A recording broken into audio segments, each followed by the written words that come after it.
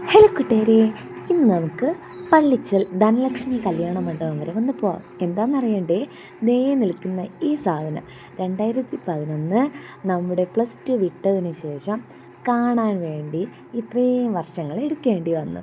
ഞങ്ങൾ +2 കാലഘട്ടത്തിലെ ഏറ്റവും എൻ്റെ നല്ല ബെസ്റ്റ് ഫ്രണ്ടായിരുന്നു ഐശ്വര്യ. ഐശ്വര്യ എൻ്റെ എല്ലാ കാര്യങ്ങൾക്കും കൂടെ ഉണ്ടായിരുന്ന വ്യക്തിയാണ്. ഞാനങ്ങനെ വെങ്ങാനൂർ ന്യൂ കോളേജിൽ പഠിക്കാൻ വേണ്ടിയിട്ട് കയറിയപ്പോൾ അവിടെ ബാക്ക് ബെഞ്ചിലിരുന്ന ഒരു കുട്ടിയായിരുന്നു ഐശ്വര്യ. എനിക്കിന്നും അത് ഓർമ്മയുണ്ട്.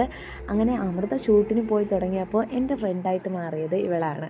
എൻ്റെ എല്ലാ കാര്യത്തിനും കൂടെ ഉണ്ടായിരുന്ന ഒരു കുട്ടിയാണ്. എൻ്റെ ബെസ്റ്റിയായിരുന്നു, ഇപ്പോഴും ആണ്.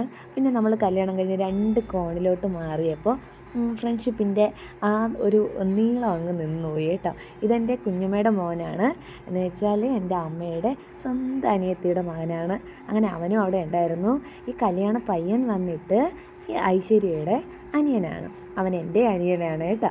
അവൻ എൻ്റെ നല്ലൊരു ഫ്രണ്ട്ഷിപ്പും നല്ല ഒരു സുഹൃത്തും നല്ല ഒരു അനിയനുമായിരുന്നു.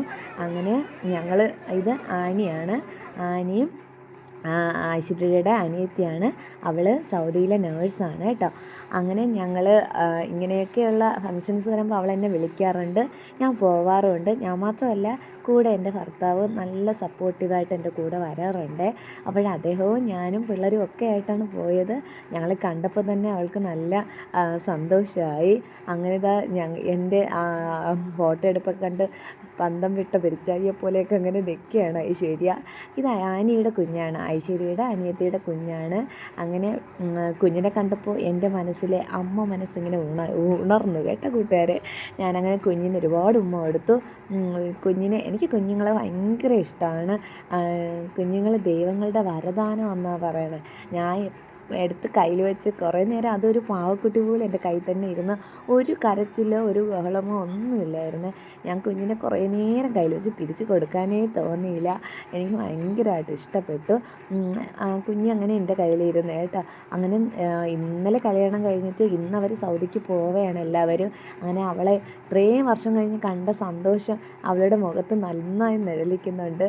അവളെന്നെ അപ്പോഴപ്പോഴായിട്ട് നോക്കുന്നുണ്ട്. അവളുടെ പ്രാർത്ഥനയിൽ എപ്പോഴും എന്നെ അവൾ കൂട്ടാറുണ്ട് കേട്ടോ. അവൾ എപ്പോഴും പറയും, അവൾ പ്രാർത്ഥിക്കുമ്പോൾ എന്നെ കൂട്ടാറുണ്ട്. അങ്ങനെ എൻ്റെ വീഡിയോ കാണുന്നവർ സബ്സ്ക്രൈബ് ചെയ്യണേ.